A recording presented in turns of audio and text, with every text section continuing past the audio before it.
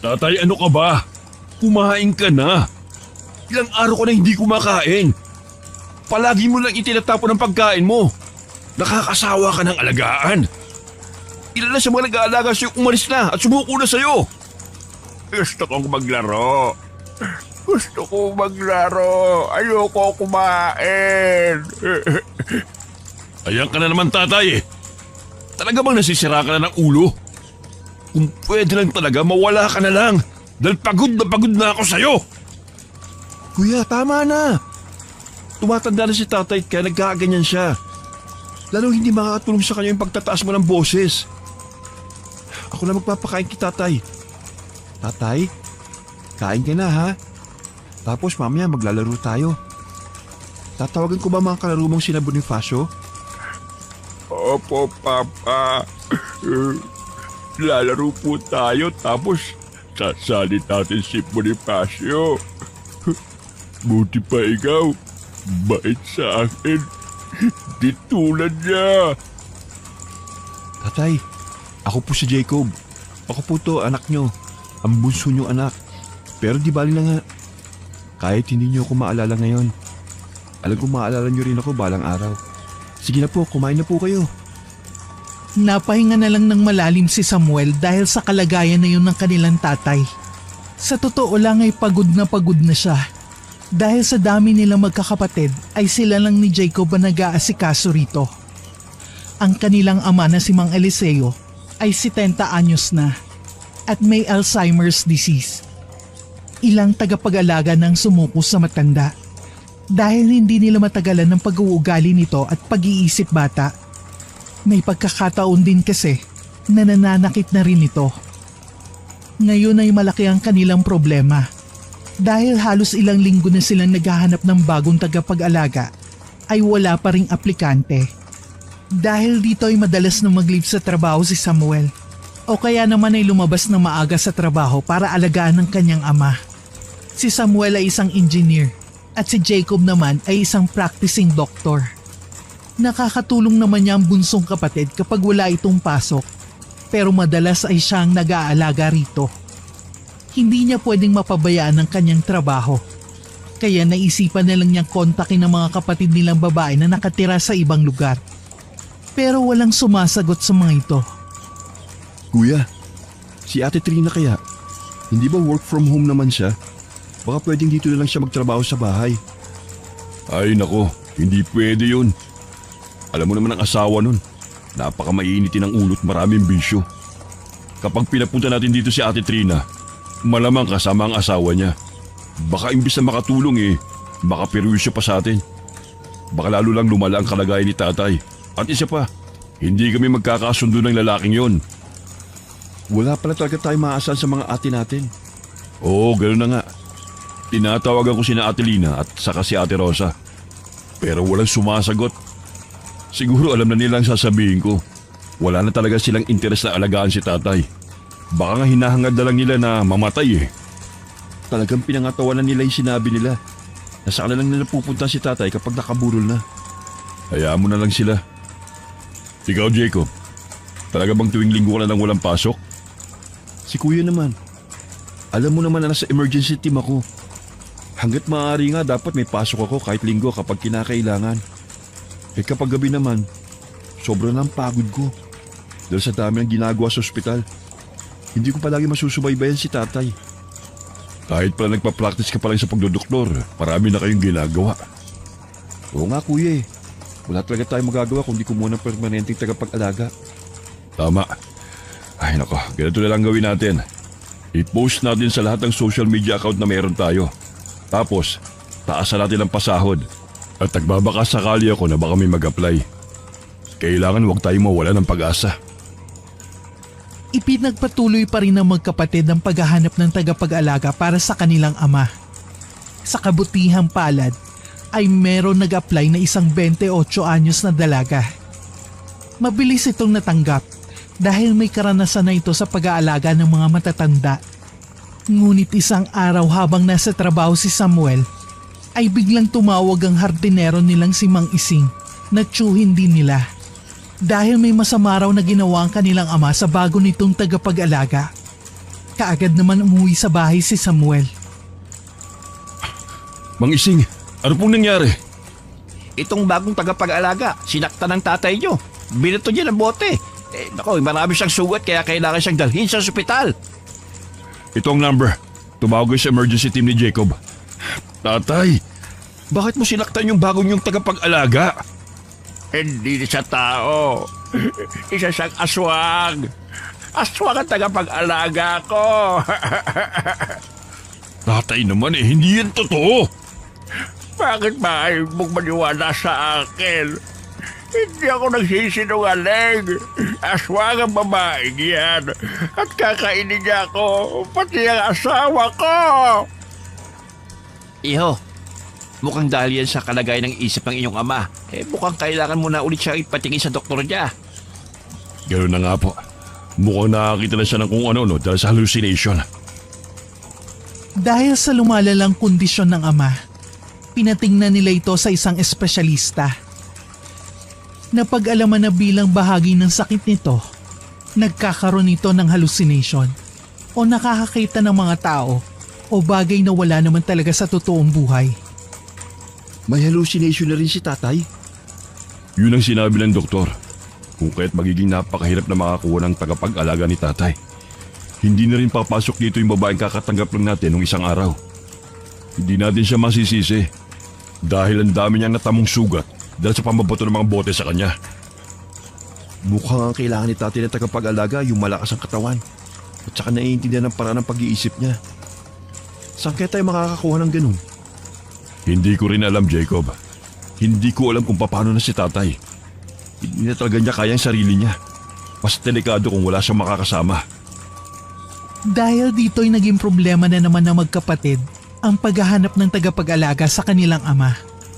Bumalik na lang sila sa dating gawe na kung minsan ay lumiliban sa trabaho o kaya naman ay maaga lumalabas para alagaan ng kanilang ama. Nakisuyo na rin sila kay Mang Ising na bantayan ng matanda kapag wala sila. Dahil kahit paano ay nakakaintindi ito sa kalagayan ng may Alzheimer's. Isang araw ay napagdesisyonan nilang pumunta sa dating sakahan ni Mang Eliseo na malapit sa kagubatan. Doon ay meron silang maliit na bahay at dito sila lumaki nung mga bata pa lang sila. Inirekomenda kasi ng doktor na makakatulong ang pagpunta sa mga dating lugar na tinirhan upang manariwa ang alaala nito. Tatay, tingnan niyo po oh. Ito yung saklob na madalas niyong ginagamit kapag pumupunta kayo sa sakahan. Ang tagal-tagal na po nito pero nandito pa rin. Naaalala niyo po ba to? Napakaganda ng saklob na ito. Madalas ko pala itong suot.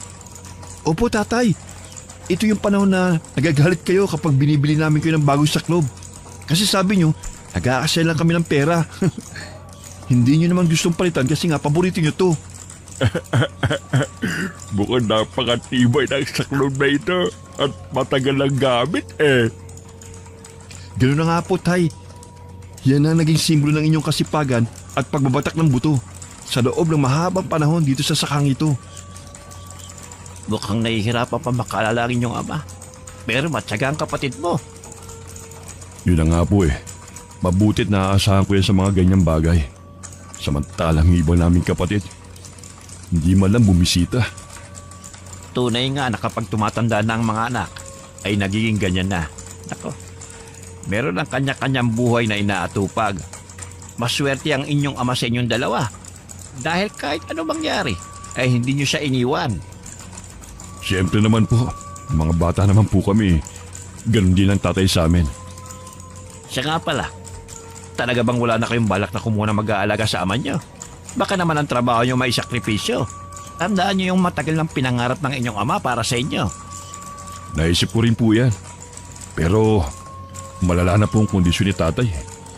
Madalas na po ang hallucination niya ngayon. Nung isang araw nga po napagkamala niya akong isang demonyo na may sungay at gagawang raw po siya ng masama. Magiging mahirap po sa mag-aalagang ganitong kalagayan dahil mahihirapan silang maiintindihan. Pero kung sakali man po na may isang taong darating na kayang-kayang unawain ng mga taong may Alzheimer, bakit naman po hindi? Tama naman. Mababantayan ko naman ang aking pinsan hanggat kaya ko. Pero tumatanda na rin kasi ako At kailangan din ako ng aking pamilya. Kaya hindi ko may papangako na lagi akong mananatili sa kanyang tabi. Alam ko po yun. Kaya umaasa pa rin po ako na sana may dumating na tamang tao na handang manatili ng matagal para maalagaan si tatay. Sinulya pa ni Samuel ang kanyang ama na kausap ni Jacob. Mababa ka sa mukha nito ang katandaan, ngunit musmos na kaisipan. Hindi na nila ito nakakausap ng maayos at nakakasama na tulad ng dati. Pero gusto pa rin nila madugtungan ang buhay nito, kahit na nakakapagod itong alagaan. Samantala nang makakain sila ng pananghalian, ay napansin ni Samuel na balisang-balisa ang kanyang kapatid. Nanggaling ito sa silid kung saan nagpapahinga ang kanilang ama. Oh, bakit parang balisang-balisa ka? Ano nangyayari sa'yo? Si tatay, hindi mo ba nakita? Wala siya rito sa silid niya eh. Ha? Akala ko ba binabantay mo siya? Saan ka ba pumunta? Nagpaalam lang ako maliligo saglit. Pagbalik ko wala na siya rito eh. Bakit mo kasi inuna pa ang paliligo? Pwede mo namang gawin yan kapag tulog na si tatay eh. Hindi ba sabi ko siya bantaan mo siya dahil maglilinis lang ako sa kusina? Ano ka ba naman? Pasensya ka na kuya. Akala ko kasi matutulog na siya nung iwan ko eh. Hindi ko akalain na lalabas siya ng kwarto. Hanapin na natin siya ngayon at baka kung saan pa siya mapunta. Sige kuya, bilisin na natin. Aalis na sana ang magkapatid nang dumating si Mang Ising na hingal at merong ibinalita tungkol sa kanilang ama. Pumunta kasi ito sa looban upang mangaso. Nagkataon na nakita nito si Mang Eliseo. Oh, Mang Ising, ano po yun? Mukhang hingal na kayo. Yung tatay nyo, nakarating sa looban. May kinakausap na babae. Ha? Kilala niyo ba yung babae? Hindi ko kilala eh. Pero mukhang napagkamalan ng tatay mo na siya ang asawa niya. Nako, yan na naman si tatay. Jacob, tara na. Puntahan na natin si tatay. Sige kuya. Nagmamadaling pumunta ang tatlo sa looban. Pagdating doon ay nakita nilang matanda na may kinakausap na babae na nasa edad 20 anyos pa lang. Para itong pinabatang bersyon ng kanilang ina. Kung kaya't napagkamalan nito ni Mang Eliseo na asawa niya. Kaagad naman natuon sa kanilang pansin ng mga ito nang makitang papalapit na sila. Oh, Emilia, mahal. Ayan na pala yung mga anak natin. Dumadating na kasama si Ising. Tatay, anong ginagawa mo rito? Hindi siya si nanay. Hindi siyang asawa mo. Ay, ang batang ito talaga. Magbigay ka na ka sa nanay mo. Saan ka naman nanggaling? Nakipaglaro ka doon sa anak ng pulis? Mabuti pa pong umuwi na tayo. Miss, pasensya na po sa bala. Bakit mo ba ako pauwi? Narito na tayo sa bahay natin. Nagluto ang nanay nyo ng pininyahang manok. Paborito nyo yun, hindi ba? Tatay naman eh. Matagal nang patay si nanay. Tigilan nyo na yan. Umuwi na tayo. Pinag-aalala mo kami masyado eh. Ano bang pinagsasasabi mo? Hindi patay ang nanay mo. Narito siya sa harapan ko. Tatay, umuwi na tayo. At hindi si nanay ang kaharap mo. Sir, mawalang galang na po. Pero huwag niyo pong pagtaasan ng boses si tatay. May sakit po yata siya sa pag-iisip. Ako na pong bahalang magpauwi sa kanya. Mahal, sinusundo ka na ng mga bata. Pupunta na raw kayo sa sakahan. Oo, tama nga mahal. Babalik na kami sa sakahan. Dalhan mo kami ng suman mamaya ha? Oo naman mahal. Ipagdadala ko kayo mamaya. Basta sumunod ka sa kanila ha. Dahil sa ginawang pakikipag-usap ng babae kay Mang Eliseo, napapayag din nila itong umuwi. Bago sila umalis ay kinausap muna ni Samuel ang dalaga. Tinanong ang pangalan at ilang detalye rito. Maraming salamat at napapayag mo si tatay na umuwi. Marunong ka makipag-usap sa mga taong kagaya niya. Pasensya na rin sa abala ha. Walang anuman po. Ang tiyuhin ko po kasi naging kagaya rin po ni Manong. Kaya alam ko po kung paano pakitunguhan ng ganyang pag-uugali. Ganun ba? May karanasan ka na pala sa mga kaso katulad ng sa tatay. O paano, mauna na kami. Salamat ulit ha. Sige po sir, ingat po kayo. Kinahapunan ay napagdesisyonan na rin nilang bumalik sa kanilang bahay sa kabayanan. Nang pasakay na sila sa kanilang sasakyan, ay ayaw umalis ni Mang Eliseo sa tumba-tumbang upuan na nasa terrace ng bahay. Nakatingin ito sa malayo at mukhang malalim ang iniisip. Tatay, alis na po tayo. Saan tayo pupunta? Ito ang bahay namin ng nanay mo eh. Hindi ako aalis dito. Matagal na pong wala si nanay. Kaming mga anak nyo na lang po ang kasama nyo. Naluluha namang tumingin ang matandang lalaki sa anak. Tila may alaalang nagbalik rito kaya naging emosyonal. Parang bata pa na pinahid nito ang mga luhang naglandas sa pisngi. Buhay na buhay ang nanay nyo. Nakausap ko siya eh.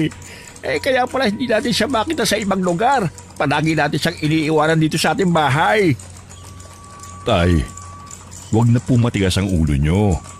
Wag nyo na pong ipilit ang gusto nyo. Patay na po si nanay. Yung nakita nyo, kamukha lang niya yun. Kaya sige na po, alis na tayo. Kuya, ako na makikipag-usap kay tatay. Umiinit na naman ang ulo mo eh. Tay, alis na po tayo. Nasa bayan po si nanay. Doon natin siya susunduin. Marami po siyang pinamili. Kailangan po natin siyang tulungan. Baka mamaya maganda kuba-kuba na naman siya sa pagbitbit ng mga pinamili. Ay, oo nga pala no. Tara na, sunduin natin siya. Dapat kanina pa tayo umalis eh. Nagpatiuna sa paglalakad ang matandang lalaki. Nakahinga naman ng maluwag silang magkapatid dahil sa wakas, napapayag na nila ang ama na umuwi na sa kanila. Pag-uwi nga lang, ayaw na namang kumain nito dahil hinahanap ang kanilang ina. Tatay, kumain na po kayo. Hindi maaaring hindi kayo kakain dahil hindi kayo makakainom ng gamot. Hindi masarap ang pagkakaluto ng tinola.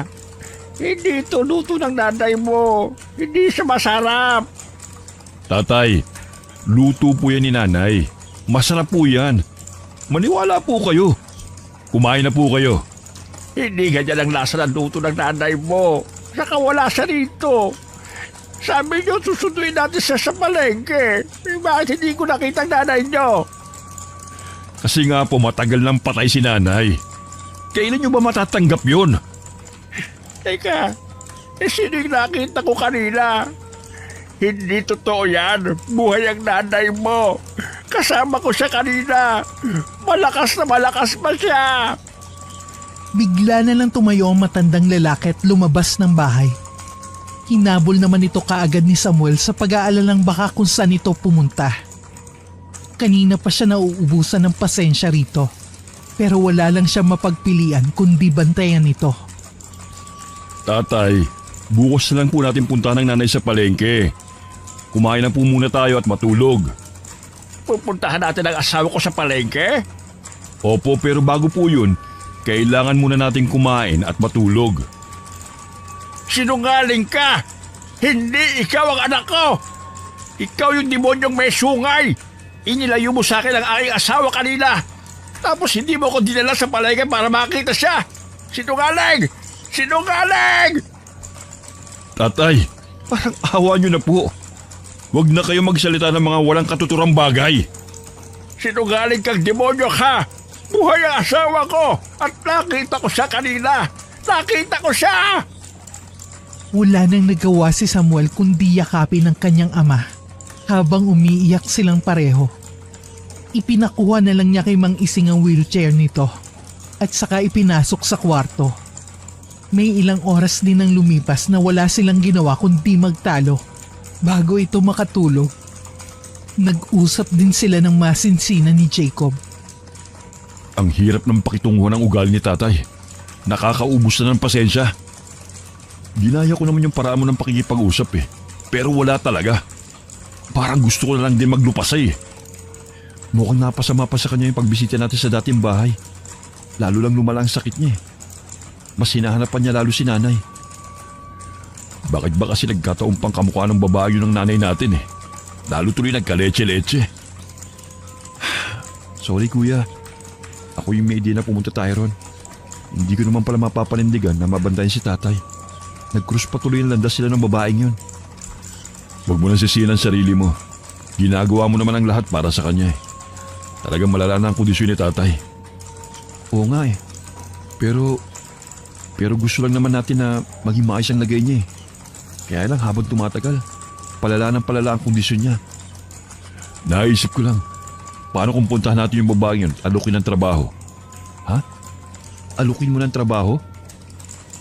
Pwede naman. Nabanggit niya kasi nakapareho ng sakit ni tatay ang satyuhin niyang namatay. Napansin mo naman kanina, di ba? Kalmado lang si tatay sa pagkipag-usap sa kanya. Katulad niya ang kailangan natin. Hindi pala, siya mismo ang kailangan natin. Palagay ko nga din, bukod sa kamukha niya si nanay, hinahanap pa siya ni tatay. Buo talagang paniniwala niya na yung si nanay. Tama. Sana lang makumbinsi natin siya na mag-alaga kay tatay.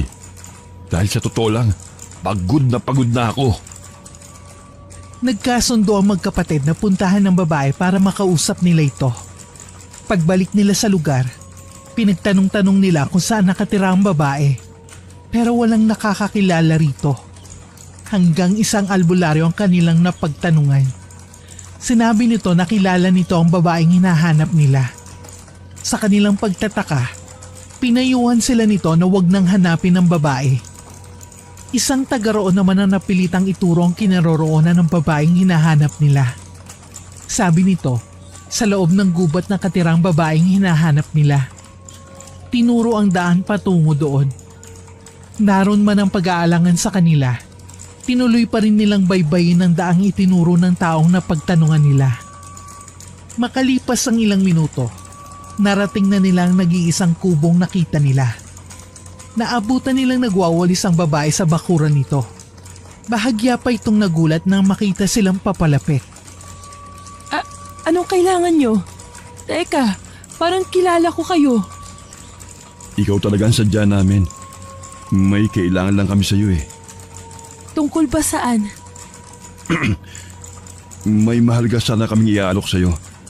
Bago ka magpasya, pakinggan mo muna sana ang sasabihin namin. Sige. Pasok muna kayo sa munting kong bahay. Sa loob na lang natin pag-usapan. Kung ano man ang mahalaga niyong sadya. Maraming salamat.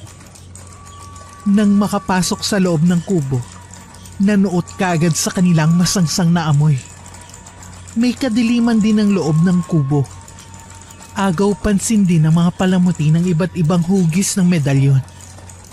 Hindi nagtagal, nawala na rin ang amoy masangsang. May mga halamang gamot din na nasa garapon ang nakalagay sa eskaparate. Iminuestro pa nito ang kamay para maupos sila. Pasensya na kayo at hindi pa po ako nakakapaglinis ng bahay. Ayos lang yun. Mag-isa ka lang ba rito? Oo, matagal nang namayapa ang mga magulang ko. Matagal na akong namumuhay mag-isa dito. Ang tapang mo naman para makatagal lang mag-isa lang dito. Ano nga po pala yung gusto niyo sabihin? Natatandaan mo pa siguro kami. Mga anak kami nung matandang napagkamalang kang nanay namin. Ang totoo kasi, kamukha mong namayapa naming nanay. Oo. Tanda ko pa si Tatang. Hindi na ako magpapaligoy-ligoy pa. Aalukin ka sana namin para mag-alaga sa tatay namin. Tingin kasi namin sa'yo, mahaba ang pasensya mo at kasundo kagad si tatay. Ang totoo niyan, mahirap siyang pakisamahan pero nakakuha mo kagad ang kiliti niya. Teka lang kuya, tanungin muna natin siya kung may iba pa siyang trabaho. Ang totoo niyan, kailangan ko talaga ng trabaho ngayon. Kaya hindi na rin ako magpapahipot pa na tanggapin ang trabaho na inaalok nyo. Ngayon pa lang nagpapasalamat na kami sa'yo.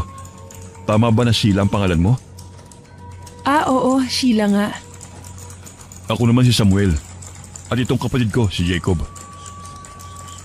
Matanong ko lang. Ngayon na ba ako magsisimula? Kung ayos lang sa'yo, pwede ka na mag-umpisa. Pwede kayang bukas na lang? May kailangan lang kasi ako asikasuhin dito sa kubo ko. Walang problema.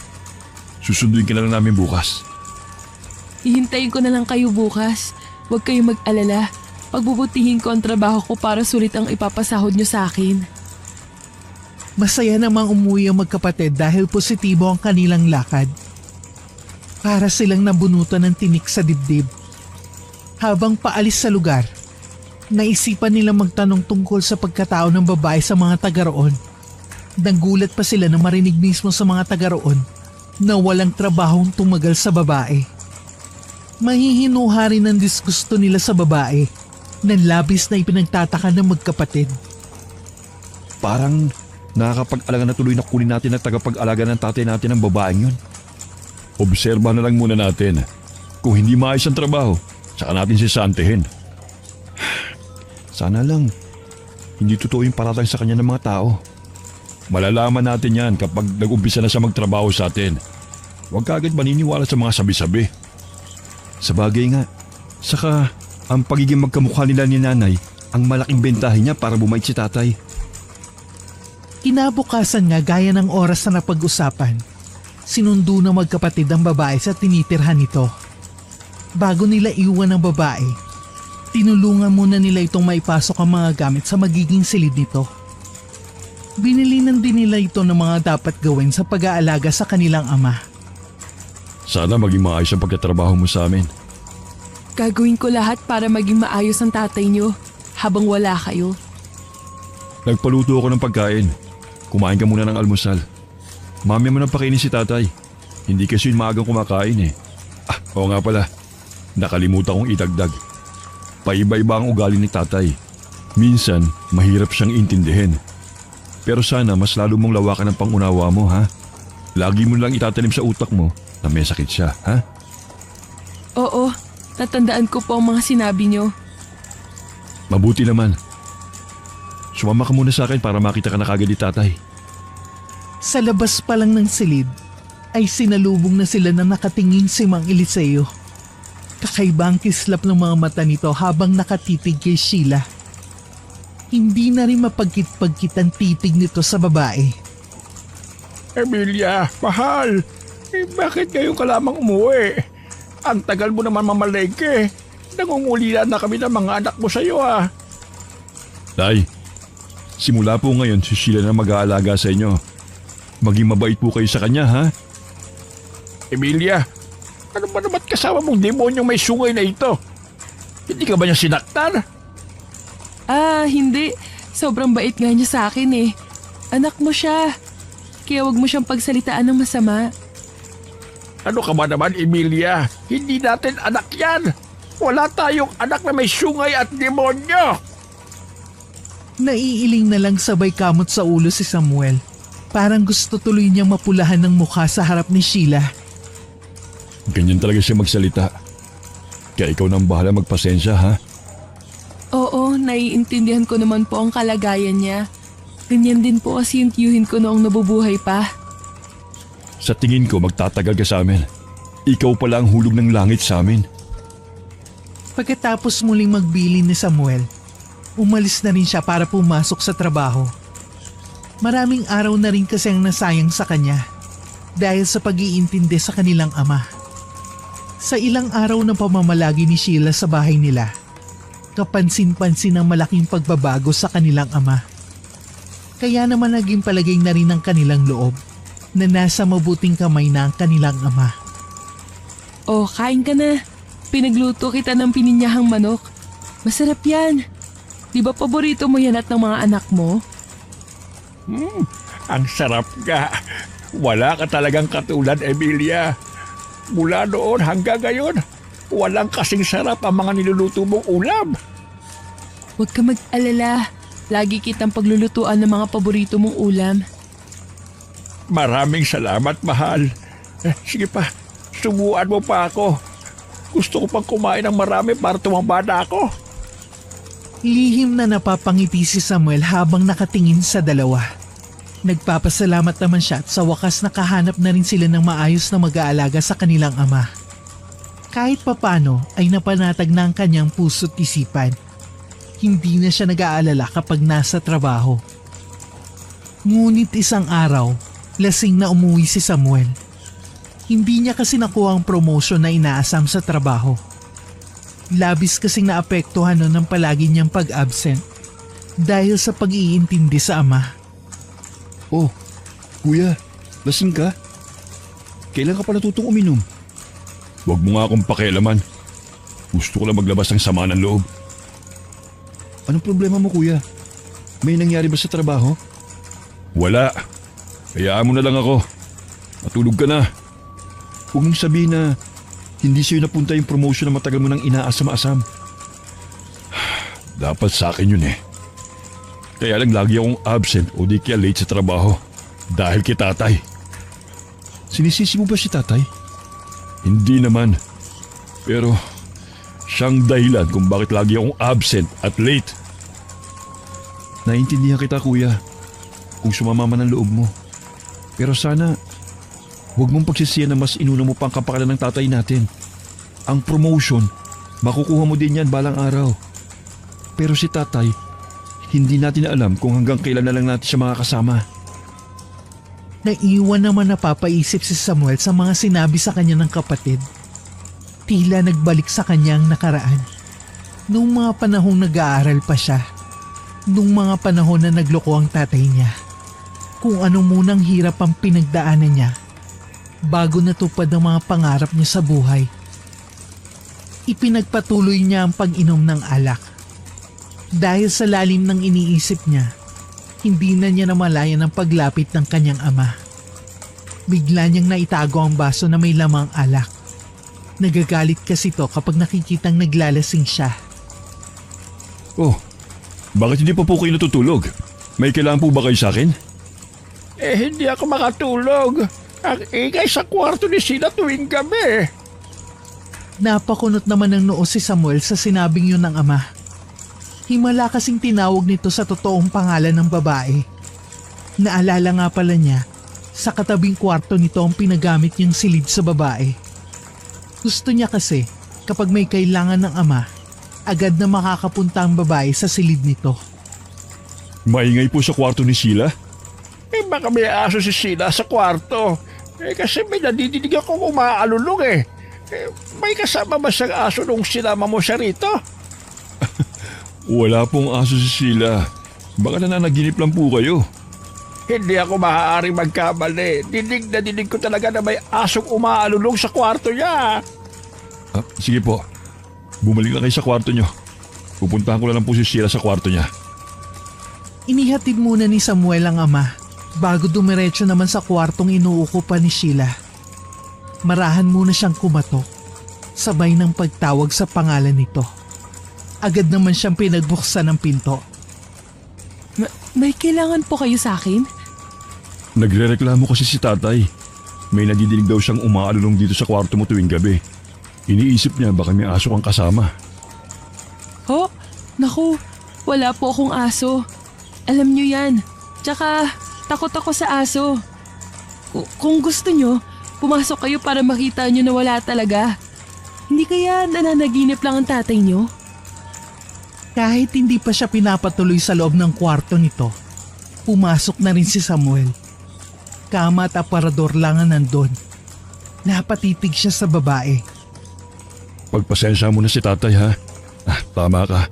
Baka nananaginip nga lang siya. Tsaka dala na rin ang sakit niya. Kaya kung ano-ano nadidinig niya. Wala pong problema sa akin yon. Medyo nagulat lang ako. Sige na, matulog ka na. Ako na munang bahala kay tatay. Pumasok sa kwarto ng ama si Samuel. Dahil nakainom, madaling uminit ang ulo niya. Pakiramdam niya kasi napahiya siya sa harapan ni Sheila. Tay, wala naman pong aso sa kwarto ni Sheila eh. Kaya naman doon sa tao. Baka mamaya layasan na naman kayo ng nag-aalaga sa inyo. Totoo nga sinasabi ko, may aso rito. May naririnig talaga ako. Wala nga raw pong aso sabi ni Sheila, di ba? Matulog na kayo. Tumalikod na si Samuel at may kalakasan na naisara ang pinto ng kwarto nito. Hindi niya minsan maiwasan na maibunto ng inis rito.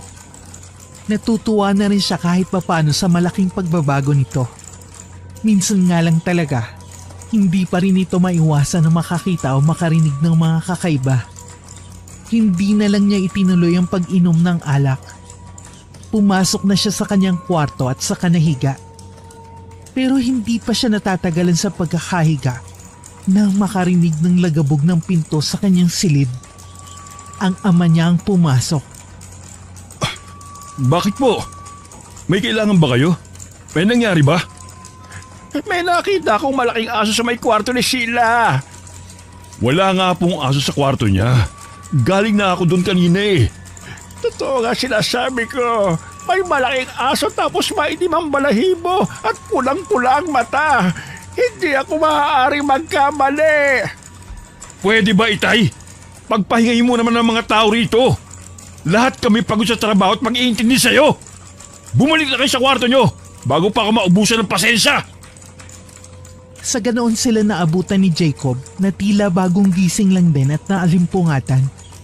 Agad nitong inakbayan ng ama. Kuya, ano ba yan? Bakit sinisigaw mo na naman si tatay?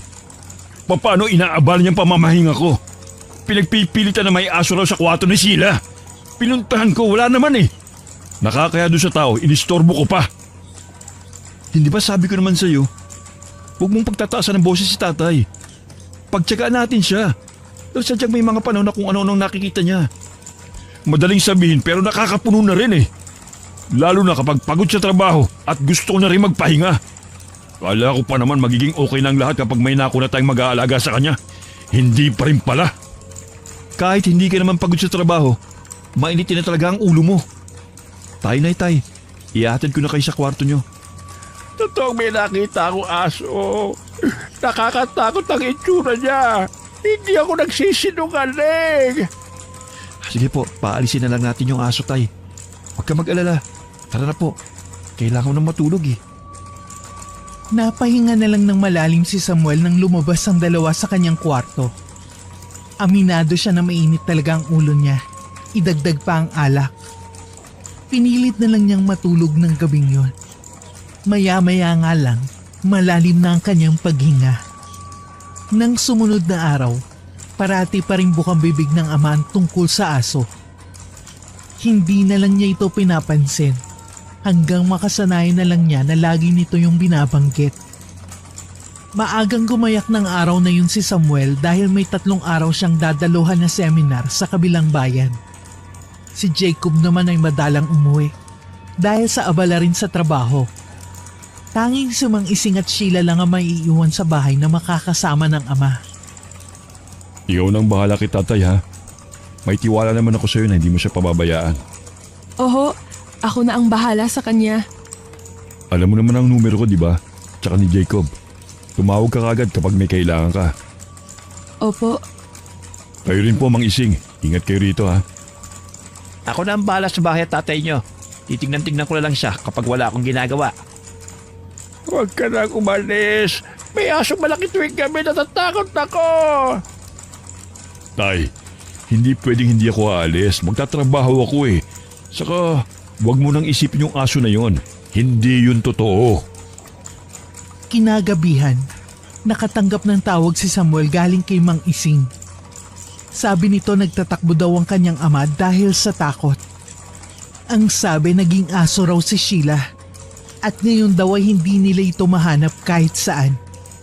Napilitan tuloy umuwi ng bahay si Samuel ng 10 oras ng gabi. Bakit nawawala si tatay? Ano nangyari rito? Hindi ko nga maintindihan eh. Kanina ay nakatulog na ako rito sa may terrace. Tapos bigla akong ginising ng tatay mo. Nakita raw niya si Sheila na naging isang malaking aso. Doon siya nagsimula magtatatakbo. Kanina naman ay napakalma ko na at hinatid sa kwarto niya. Pero nang silipin ko siya, wala na siya sa kwarto niya. Diyos ko naman, ano bang kamalasan to? Mabuti pang hanapin na natin siya. Sinuyod na nila ang buong bahay at maging sa labas pero hindi nila natagpuan ang matandang lalaki. Pabalik na sana sila nang magawi sila sa may bakanteng lote. Doon nila natagpuan ang matandang lalaki na nanginginig sa takot at umiiyak. Anong ginagawa niyo dyan? Umuwi na po tayo. Sobrang nag-aalala na kami sa inyo. Si Sheila, kakainin niya ako. Kakainin niya ako. Isa siyang aswang. Isa siyang aswang. Tatay naman eh. Hindi totoo ang aswang. Baka mamaya ilayasan na kayo ni Sheila. Sana naman tayo maghahagilap na magbabantay sa inyo. Totoo sila sabi ko. Hindi tao si Sheila. Isa siyang aswang. Dumating naman si Sheila na nag-aalala rin. Hinihingal pa ito na tila malayong tinakbo. Mabuti dumating na kayo. Ang tatay niyo kasi, akala niya aswang daw ako. Pasensya ka na ha. Ikaw na lang ang bahalang umunawa kay tatay. Alam mo naman ang kalagayan niya. Nang makita ni Mang Eliseo ang babae, nahihintakutan itong nagtago sa likuran ng anak. Humahagulgul pa ito ng malakas. Yung babaeng yan, isang aswang. Kakainin niya ako. Kakainin niya ako. Sir, tama na po. Hindi ako aswang. Huwag niyo na po akong pagbintangan. Maayos po ako nagtatrabaho sa inyo. Sheila, magpahinga ka na. Ikaw rin po, Mang Ising. Magpahinga ka na rin. Kakausapin ko lang si tatay. Nang makaalis ang dalawa, inakay ni Samuel ang ama at saka ito kinausap ng masinsinan. Tay, kapag lagi kang ganyan, baka manawa na rin si Sheila sa inyo. Baka lumayas na yon. Maawa naman kayo sa amin. Nagiging pabigat na kayo eh. Totoo sinasabi ko. Nakita ng dalawang mga mata ko. Nagbago ang anyo ni Sheila. Tapos naging napakalaking aso. Sinubukan niya rin akong saktan. Naglabas siya ng pangil at meron siyang mahabang kuko. Sinabi ng tama na eh. Paulit-ulit na lang kayo mga sinasabi nyo. Kung hindi kayo naaawa sa sarili nyo, maawa naman kayo sa amin. Lalo na sa akin na ang laki na ng sakripisyo sa inyo. Pagod na ako sa inyo. Pasensya ka na. Pasensya ka na, anak. Patawarin mo si tatay. Patawarin mo ako. Pakiwari ni Samuel ng mga sandaling yon ay sumabog na siya dahil sa pinaghalo-halong nararamdaman. Parang gusto na lang niyang magwala para kahit paano'y maibsan ang nararamdaman niyang bigat sa dibdib. Simula ng gabing yon, tuluyan nang nawalan ng amor sa ama si Samuel. Kahit kapansin-pansin ang pagiging malungkutin at matatakutin nito, binaliwala na lang niya yon. Nang araw na yon ay wala siyang pasok. Nakita niyang ayaw magpaalaga ng ama kay Sheila. Ba't ayaw niyong kumain? Kailangan niyo pang uminom ng gamot niyo. Wala akong gana. Ayokong kumain. Tay, huwag na matigas ang ulo. Kailangan mong kumain. Siya sana magpapakain dito nang biglang tumunog ang cellphone niya. Ang boss niya ang tumatawag sa kanya. Agad naman niyang sinenyasan si Sheila na itumunang magpakain sa ama. Lumayo naman siya sa mga ito para makipag-usap sa boss ng walang abala. Matagal din ang pakikipag-usap niya sa cellphone. Nang bumalik siya sa kusina, wala na roon ang dalawa. Pinuntahan na lang niya ang ama sa kwarto nito. Nagulat pa siya sa kalat doon. Ang ama naman niya ay nakasiksik lang sa isang tabi habang umiiyak. Agad niyang tinawag si Sheila. Anong nangyari rito? Dahil pang dinaanan ng bagyo ah. Nagwala na naman kasi ang tatay niyo. Tatay naman. Hindi ko na alam ang gagawin ko sa inyo eh. Totoo sinasabi ko. Isang aso ang si Sheila. Nakakatakot siya. Nakakatakot siya. Ay nako. Haya na naman kayo sa aswang eh. Kapag oras ng pagkain, kumain kayo. Huwag niyong aksayin ng pagkain. Dahil kapag naulit pa to, hahayaan ko na kayo magutom. Lalong nagdilim ang mukha ni Samuel nang itinapon pa ng amang dalang pagkain ni Sheila. Inipon niya yun at pilit isinubo sa bibig ng ama. Yun ang tagpong nadatnan ni na Jacob at Mang Ising. Sumusobra ka na kuya. Paano mo nagawa yung kitatay? Punong-puno na ako sa matandang yan eh. Sawang-sawa na ako. Wala ka pa rin karapatan para tratuhin ng ganun si tatay. Hindi na rin napigilan ni Mang Ising ang kanyang nararamdamang awa sa nakitang pagtrato ng pamangkin sa ama nito. Nilapitan niya ang pamangkin at malakas na sinampal na nagpabiling sa mukha nito.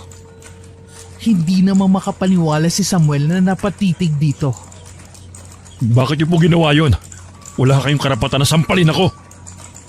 Para magising ka. Wala kang karapatan na gawin yun sa tatay mo. Anak ka lang. Kahit ikaw pa ang gumagastos sa bahay na ito. Lahat ginawa ko na. Sobra-sobra ng sakripisyo sa matandang yan. Kahit habang buhay ka pang magsakripisyo, wala ka pa rin karapatan na tratuhin mo ng gano'n ang tatay mo. Utang mo sa kanya kung nasa ka ngayon. Wala kang karapatan na bastusin siya. May mga anak din ako. Sa kabila ng mga pagkukulang ko sa kanila, hindi nila ako binastos ng ganyan. Hindi na nakaimik si Samuel dahil sa mabibigat na binitiwang salita ng Chewin. Batid niyang tama ito, pero mas nangibabaw pa rin sa kanya ang galit. Samantala ng araw ding yon, pinatingnan nila sa doktor si Mang Eliseo. Saad sa kanila ng doktor noong una, nagiging normal na ulit ang takbo ng pag-iisip nito dahil nasusunod ang pag-inom ng gamot at tamang pangangalaga rito. Pero ngayon, dahil sa depresyong dinaranas nito, maaaring lumala ang sakit nito at tuluyan na mawala ang natitira nitong alaala. Sana naman kuya, baguhin mo na ang trato mo kay tatay. Mas kailangan niya tayo ngayon. Pasensya na kayo. Sisikapin ko wag nang pairali ng init ng ulo ko para hindi ko na napagbubuntunan si tatay. Naiintindihan naman kita kuya eh. Kaya lang, alam mo may sakit na si tatay. Lawakan mo pa sana ang pangunawa mo. Pipilitin kong baguhin na ang ugali ko. Napuno lang kasi ako sa dami ng problema ko. Sa bahay, kay tatay, at sa trabaho. Naisip ko lang bigla. Paano kung totoong sinasabi ni tatay? Na ano? Aswang si Sheila? Magiging doktor ka tapos naniniwala ka sa ganyan? Sinabi ng doktor na bumabalik na sa normal ang isip ni tatay. Posibleng nawawala na rin ang hallucination niya. Ikaw na rin may sabi na tinawag kanyang anak. Ibig sabihin, nakakaalala na siya. Hindi totoo ang aswang. Gawa-gawa lang yun ni tatay dahil sa sakit niya. Hindi natin lubusang kilala si Sheila. Paano kung ang tagapag-alaga na pinatira natin, totoong aswang pala? Lalo mo lang pinapalala ang sitwasyon May sakit nga si tatay, kaya kung ano-ano na lang ang nakikita niya. Nang hindi na umimik si Jacob, nagkibit-balikat na lang siya. Nang maiuwi ang kanilang ama, naging kalmado naman ito nang si Jacob na ang nag-aalaga. Sakto naman may trabahong pupuntahan si Samuel. Ang kapatid na lang ang binilinan niya dahil wala itong pasok ng araw na yon. Anong oras ang uwi mo kuya? Bukas na ng umaga ko makakauwi. Mabuti na lang at wala akong pasok. Ayaw na naman kasi ni tatay na lumapit kay Sheila Siya na lang ang pakikilusin ko sa bahay at paglulutuin ng pagkain namin. Para naman hindi masayang yung pananatili niya rito. Tamang-tama nga at wala kang pasok. Bantayin mo mabuti si tatay Huwag mo munang intindihin yung ibang bagay. Baka matulad na naman na nalingatan mo. Tapos kung saan siya nakarating. Ayoko na kung kailan nasa event ako, ay bigla niyo akong ipapatawag dahil kung anong nangyayari kay tatay. Oo kuya, ako lang bahala rito at kay tatay. Lilinisin ko na rin yung kwarto ni tatay habang nalilibang siya sa panonood ng TV. Mabuti naman. Parang lagi kasing binabagyo yung kwarto niya Pagkatalikod ni Jacob para pumunta sa kwarto ng ama, biglang lumapit si Mang Eliseo kay Samuel. Itinigil naman ng huli ang kanyang ginagawa at tinitigan ng ama. May kailangan po ba kayo, tay? Totoo sinasabi ko. Isang aswang si Sheila. Alam kong mahirap itong paniwalaan para sa'yo. Pero totoong nakita ko siya na nagbago ng anyo at naging isang napakalaking aso. Tay, wala po kasi akong oras para makipagkwentuhan. Hayaan niyo po, makikipagkwentuhan po si Jacob mamaya sa inyo. Naglilinis lang siya ng kwarto niyo. Hindi ka naniniwala sa akin, anak? Tay, ulitin ko po sa inyo. Parti lang yan ang sakit mo at hindi totoong isang aswang si Sheila. Sige na po, manood na lang po kayo ng TV sa sala. Alis na ako Nagpaalam na rin siya sa ibang kasama sa bahay. At saka binitbit ang mga gamit na dadalhin. Kinabukasan, pasado 9:00 na ng umaga nang makauwi si Samuel. At si Jacob ang una niyang hinanap at natagpuan niya ito sa kwarto ng kanilang ama. Tulala ang binata at tila babalisang balisa. Si Mang Eliseo naman ay nanonood ng TV. Oh, ba't parang tulala ka dyan? Wala naman. Bakit ganyan ang itsura mo? Hindi ka ba nakatulog? Oo, hindi nga ako nakatulog. Kakabantay kay tatay. Nilapitan ni Samuel ang ama na nakatutok lang ang mga mata sa TV. Tay, kumain na po ba kayo? Nagluto si Emilia ng masarap na ulam. Pinakain niya ako. Ikaw, anong ginagawa mo ritong demonyong may sungay? Kuya, pinakain na siya ni Sheila. Ayaw na naman yung ibang nagpapakain sa kanya eh. Sinanay na naman ang tingin niya sa babaeng yun. Ang hirap naman ng sakit ni tatay. Pabalik-balik na lang. Ikaw, Jacob, nag-almusal ka na ba? Hindi pa kuya. Wala akong gani. Bakit ba? Ano nangyayari sa'yo? Kanina pa kita napapansin na balsa at tulala. Kasi kuya, totoo yung sinasabi ni tatay. Na ano? May nangyari ba kagabi? Nakita ko siya. Nakita ko si Sheila na nagkatawang aso. Meron siyang itim na balahibo, mapulang mga mata at mahahabang kuko. Basta nakakatakot ang itsura niya. Ano ka ba, Jacob? Noong isang araw si tatay, tapos ngayon naman ikaw? Bakit yung ba pinag-iisipan ng ganun yung tao? Totoo yung sinasabi ko kuya. Hindi ito isang kalokohan o kung ano-anong kwento na inimbento ko lang. Nakita siya ng dalawang mga mata ko. Lumapit si Samuel sa kapatid at tinitigan ito. Inamoy din niya yun kung amoy alak. Alam niya kasi na kapag iniiwan niya to sa bahay, umiinom ito. Hindi naman siya nagkamali dahil amoy alak ito. Lasing ka kagabi, no? Hindi kuya. Oo, uminom ako kagabi. Pero hindi pa ako lasing nung makita ko si Sheila na mag-iba ito ng anyo. At sinasabi ko sa'yo, delikado tayo sa babaeng yun. Mabuti pang paalisin mo na siya. Baka kung anong gawin niya sa atin, lalo na kay tatay. Kaya makinig ka. Kailangan na natin siyang paalisin. Nahinto naman sila sa pag-uusap nang biglang sumulpot si Sheila. May dala itong tuwalya at gamot para sa kanilang ama. Sino pong paaalisin?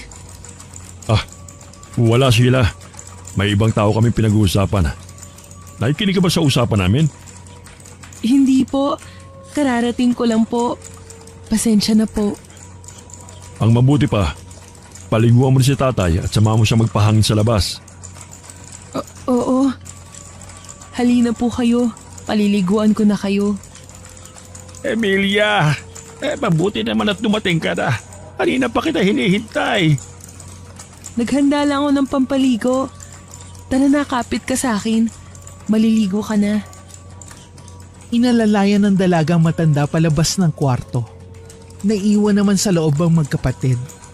Muling nagsalita si Jacob sa nanginginig na boses. Kuya, maniwala ka sa akin. Totoo ang sinasabi ko. Delikado si tatay sa kanya. Baka may pinaplano siya sa atin o kaya kay tatay. Ewan ko sa'yo, Jacob. Kung ano-anong iniisip mo. Mabuti nga't nakahanap tayo ng taong mag-aalaga kay tatay eh. Trabaho lang kasing mahalaga sa'yo eh. Natatakot ka na mawala na mag-aalaga kay tatay. Dahil ayaw mong masakripisyo ang trabaho mo para maalagaan si tatay. Kaya pilit kang nagbubulag-bulagan. Hindi mo ba naiisip? Baka taon na lang ang itatagal ni tatay. Hindi pa natin maibigay sa kanyang tamang atensyon na kailangan niya. Ikaw ba? Kaya mong isakripisyo ang pagiging doktor mo para kay tatay? Nagsasakripisyo ko maging doktor para kay tatay. At kahit konting oras, naglalaan ako para sa kanya. Mahaba din ang pasensya ko. At hindi umiinit ang ulo ko. Kapag may nangyaring masama kay tatay, ikaw ang sisisihin ko dahil ayaw mong maniwala. Napahinga na lang ng malalim si Samuel dahil sa tinuran ng kanyang bunsong kapatid. Palibhasa hindi siya naniniwala sa aswang. Hindi niya maintindihan kung ang kanyang ama at si Jacob ay nagsasabi ba ng totoo. Dumiretso muna siya sa kusina para kumuha ng isang bote ng beer. Yun kasi ang pampatanggal niya ng stress.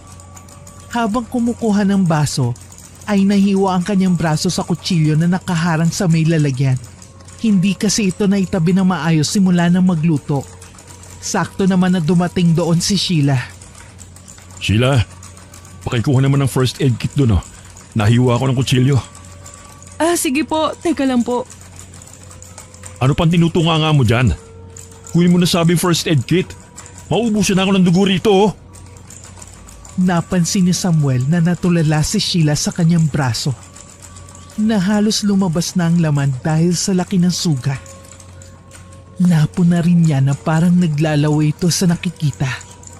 Yung itsura na parang gusto nitong tikman ng sugat. Nagulat na lang siya nang bigla itong lumapit. At sa kasahuri ng dugo na umaagos sa kanyang braso. At sinipsip ito sa harapan niya. Ano bang ginagawa mo, Sheila? Pinakukuha ko sa yung first aid kit. Tapos kung ano-anong ginagawa mo? Pasensya na po. Hindi ko po sinasadya. Kabastusan ang ginawa mo. Huwag mo na yung uulitin. Saan mo ba natutunan ng ganun? Oo, hindi na po mauulit. Kukunin ko na po yung first aid kit. Nandidiri naman si Samuel dahil sa ginawa ng dalaga. Noon lang siya nakakita ng taong gumawa nun sa harapan niya. Gayunpaman, ipinagkibit balikat na lang niya ito.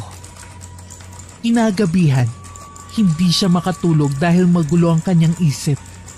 Nagdala na siya ng isang bote ng beer doon na nilalagok niya habang nakahiga at nag-iisip. Masyado kasi siyang pagod at maraming bumabagabag sa kanyang damdamin, lalo na ang pag-aaway nila ng kanyang kapatid. Maya-maya ay nakarinig siya ng isang malakas na pag-alulong ng aso na noon lamang niya narinig. Tulog mantika kasi siya at nung gabing yun lang siya hindi makatulog. Lumabas siya ng bahay para usisain kung anong meron sa labas. At pagdating niya roon, ay nagulat siya sa kanyang nakita. Diyos ko, ano nangyari kay Mang Ising? Sinong gumawa sa kanya nito? Jacob! Jacob! Pumunta ka rito! Bilisan mo! Kuya! Sinong gumawa nito sa kanya? Sino? Hindi ko rin alam. Natagpuan ko na lang siya rito. Wakwak ang katawan at nakahundusay. Kuya, siguro totoo nga ang hinala ko. Baka si Sheila ang gumawa nito. Paano niya magagawa ito? Maliwala ka. Totoo ang sinasabi ko na nagkakatawang aso si Sheila. Yun ang sinyalis ng pagiging aswang. Para maniwala ka, subukan natin siyang punta sa kwarto niya. Pinuntahan nila ang kwarto ni Sheila sa katabing kwarto ng kanilang ama. Mabuti na lang at mahimbing na natutulog si Mang Eliseo at walang nangyaring masama rito. Pagdating doon, hindi na nila kinatok ang pinto. Dahan-dahan na lang nila itong binuksan. Nakita nila si Sheila na nakahiga roon at mahimbing din ang pagkakatulog. Naalimpungatan ito dahil sa ingay na ginawa nila. May kailangan po ba sila? Lumabas ka ba kanina? Hindi po. Kanina pa po ako natutulog dito. Bakit po? Patay na si Mang Ising. Po? Patay na siya? Ano pong nangyari? Nakita ni Samuel na hindi na nakatiis si Jacob. Pakiramdam kasi nito ay nagmamaang-maangan lang ang dalaga. Kaagad itong lumapit dito at pagalit na hinila sa kwelyo ng damit. Sheila, isa ka bang aswang? Nakita kita nung isang araw na naging isang aso na may itim na balahibo. Umamin ka! Hindi ko alam ang sinasabi mo. Kung nung isang araw niyo po yan natuklasan, malamang dahil po sa kalasingan. Nakita ko nga po kayo na nagsasalitang mag-isa tungkol sa aso na sinasabi ng tatay ninyo. Sinungaling! Sigurado ako sa nakita ko. Kaya huwag ka na magmaang-maangan. Jacob, tama na. Hindi natin pwedeng pagbintangan ng ibang tao nang walang ebidensya. Kailangan nating paimbestigan sa mga pulis ang nangyari. Hindi pwede magdidiin lang tayo ng pambibintang sa iba. Tayo na, Jacob. Kailangan na nating itawag sa mga pulis ang nangyari kay Mang Ising. Agad namang dumating ang mga pulis na tinawagan nila. Nahirapan sila makakalap ng ebidensya dahil walang CCTV sa lugar kung saan naganap ang insidente. Samantala, nakakaramdam na rin ng pagdududa si Samuel kay Sheila. Dahil kinabukasan na magkasalubong sila sa kusina, ay meron siya natuklasan. Mukhang malala yata ang paso mo sa may balikat ah. Mukhang kapapaso lang yan ah. Ayaw mo bang ipagamot sa ospital? Ayos lang ako, wag po kayo mag-alala. Maliit na bagay lang to. Sigurado ka ba dyan? Oo, okay lang po talaga. Siya nga pala, baka pwedeng ipagluto mo kami ng sinangag. Damihan mo sana ng bawang ah. Wala na po kasing bawang sa lagayan. Ang dami ritong bawang ah. Hindi ba kabibili lang natin sa palengke nung nakaraan? Oo nga po pala, nakalimutan ko. Hindi ako sanay magluto ng sinangag na maraming bawang. Iba kasi ang paraan ko ng pagluluto. O sige na, kung ano naman ang gusto mong luto. Basta damihan mo naman sana ng asin eh. Dahil ang tabang ng luto mo eh. Sa kalagitnaan ng pag-uusap ng dalawa ay biglang nakisingit si Jacob. Tumikim muna ito upang makuha ang kanilang atensyon. Ako na lang magluluto, kuya. Sheila, magwalis ka na lang sa labas. Pakisuyo na lang. Sige, maiwan ko na po kayo. Nagmamadali nang umalis si Sheila at naiwan ang magkapatid sa kusina. Si Samuel naman ay saglit na natulala. Dahil napaisip siya kung bakit hindi ito gumagamit ng bawang at asin sa pagluluto. Naalala rin niya ang nangyari nung nakaraang araw na bigla nitong sinipsip sa harapan niya ang sinahod na dugo mula sa sugat niya. Kita mo na, pangontra kasi sa kanilang asin at bawang. Ganun ang mga aswang. Ngayon nga lang ako nakakita ng taong hindi gumagamit ng bawang at asin sa pagluluto eh. Naalala ko rin nung minsan na naabutan niya ako nagkaroon ng sugat ang braso dahil nahiwa ng kutsilyo. Bigla na lang niya sinahod ang dugo sa aking braso tapos sinipsip sa harapan ko. May natuklasan ka palang kakaiba sa kanya pero ay mo pa rin maniwala. Kaya sinasabi ko sa iyo, kuya, paalisin na natin si Sheila habang maaga pa. Sumasagi na rin sa isip ni Samuel na baka nga totoong sinasabi ng kanyang ama at kapatid.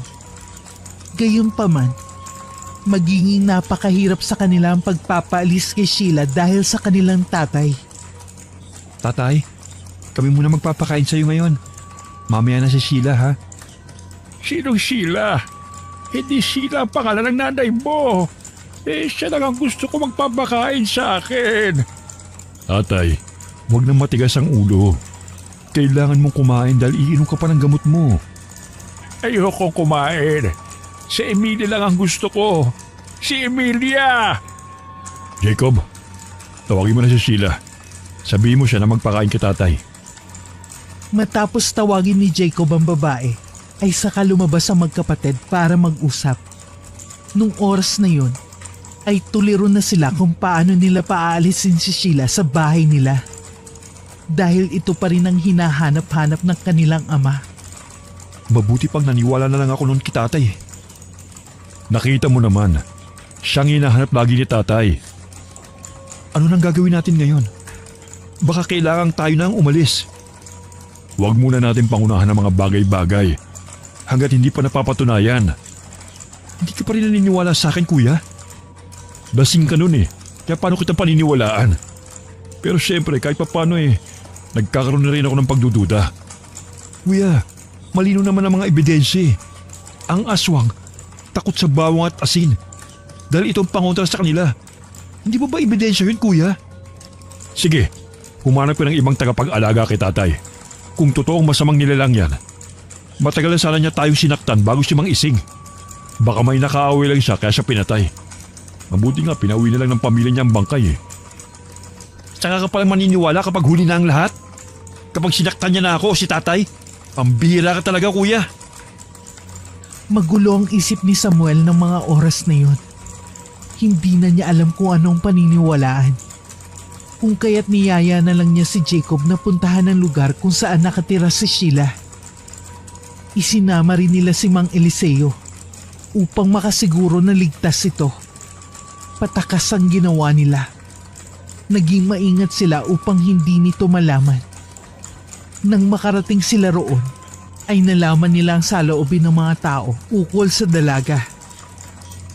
Lahat pala ng mga tao rito, mainit ang dugo kay Sheila. Palaging malansa ang amoy at masangsang. Yan ang inirereklamo ng mga nakasama niya sa kung saan mang gawain, lalo na sa trabaho. Napansin ko rin yan pero hindi ko pinuna.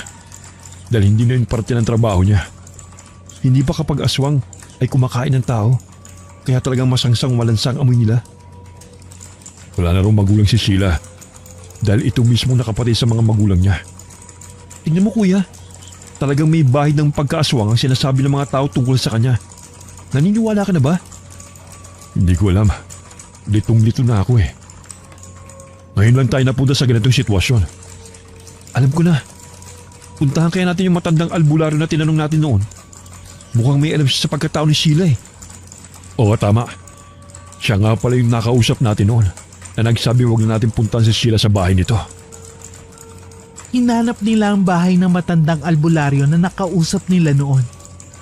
Mabuti na lang at agad nila itong nakita. Tinanong nila rito kung ano ang pagkakakilala nito kay Sheila. Napag-alaman nila na ang lolo ni Sheila ay isang aswang na kung tawagin ay asbo. Posible na ang lahi ng kanyang ama ay naipasa sa kanya. Isa pa, 3 turistang natagpuan na patay sa isang lugar na malapit sa kanyang bahay. Yun daw ang sinasabi ng mga taga roon at nararamdaman daw niya na may kakaiba sa dalaga. Pagkatapos nun ay nagpaalam na sila at umalis. Napagdesisyonan nilang paalisin si Sheila. Gayunpaman, si Mang Eliseo ang nakalaban nila dahil ayaw nitong pumayag na umalis ang dalaga. Lumipas ang ilang araw na wala naman nangyaring kakaiba, kung kaya tinayaan na lang nila na manatili ito sa bahay nila para sa kanilang ama. Lalo na't naging panay ang trabaho ni Samuel at hindi niya ito kayang isakripisyo. Hanggang isang hating gabi, naisipan ni Samuel magpahangin sa labas dahil hindi siya makatulog. Nakakita siya ng isang napakalaking aso sa hindi kalayuan. Sinundan niya ito. Pero sa paghabol niya rito, ay natagpuan niya ang patay na katawan ng kanilang ama. Wakwak ang katawan nito at maraming sugat. Tay! Tay, ano nangyari sa'yo? Tay! Paglingon niya sa kabilang panig, ay nakita niya si Sheila na hawak-hawak ang walang malay na si Jacob. Nang makita niya ito, ay humahalakak ito ng napakalakas. Ano bang ginagawa mo, Sheila? Tigilan mo na tong aswang ka! Akala niyo siguro makakatakas kayo sa akin, no? Mamamatay kayong lahat ngayong gabi! Natulala na lang si Samuel ng mga oras na yon. Nakita niya kung paano magkatawang aso si Sheila sa kanyang harapan. Mabuti na lang ang tanggamalay si Jacob. Nakatakbo pa silang magkapatid hanggang sa nakasalubong nilang albularyo na nakausap nila noon. Sinundan pala sila nito dahil nag-aalala ito sa kanilang kaligtasan. Dahil may kakayahan na matandang pumatay ng aswang, napatay din si Sheila ng gabing yun. Samantala, nagluluksa ang magkapatid dahil sa pagkamatay ng kanilang ama. Kung naniwala lang sana ako noong una, hindi sana namatay si tatay sa ganitong paraan. Akala ko kasi dala lang yun ang kanyang sakit Nagsasabi na pala talaga siya ng totoo. Napakamakasarili ko. Sana pala sinakripisyo ko muna yung trabaho ko para kay tatay. Inuna ko pa ang pagiging makasarili ko. Wala na tayong magagawa, kuya. Dahil nandyan na yan Wala na si tatay at si Mang Ising. Maging aral na lang sa atin ang nangyari. Isa pa, ang mahalaga, payapa na si tatay. Wala na siyang nararamdamang sakit. Kasama na siya ni nanay sa taas. Masakit man ang nangyari, pero wala silang nagawa kundi tanggapin na lang nila ang sinapit ng kanilang ama. Matapos nilang ihatid sa huling hantungan ng kanilang ama, ay nagpatuloy na lang sila sa kani-kanilang buhay. Si Jacob ay naging isang ganap ng doktor. Tapos si Samuel ay nakamit na ang pinapangarap na promotion. Gayunpaman, may puwang sa kanilang puso dahil wala ng kanilang ama.